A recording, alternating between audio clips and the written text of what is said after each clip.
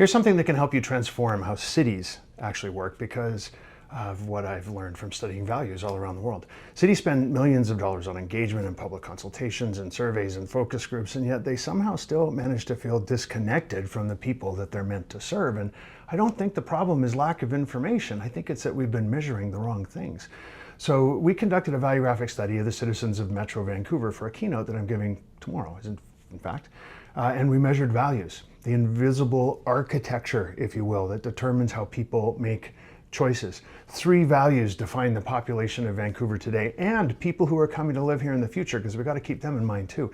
First one is personal responsibility, second is positive environments, and the third one is personal growth. Now, think about this as like the operating system that all the people of Vancouver run on.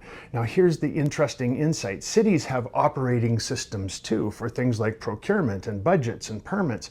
These are systems that could reflect the values of the people who or just ignore them entirely. So what happens when you align those 2 operating systems? When city mechanisms reflect the values of the people who live here?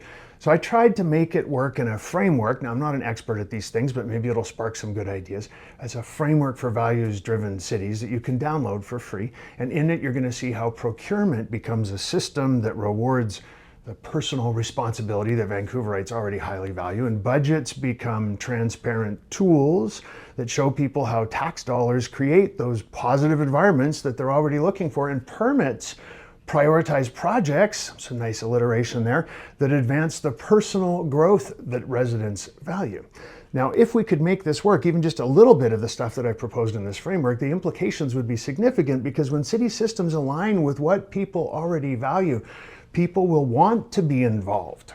People will get engaged, not because they're being told to, but because the system finally reflects how they already think and how they feel deep inside their hearts. So if you're involved in thinking about the future of a city from any perspective, download the Values-Driven City Framework at www.valuegraphics.online/cities. I'll put a link in here somewhere, and see how values-based alignment could transform those civic municipal systems. And remember, it doesn't matter what we're talking about. If you're trying to understand, engage, and inspire people, you really got to start by understanding what matters most to them.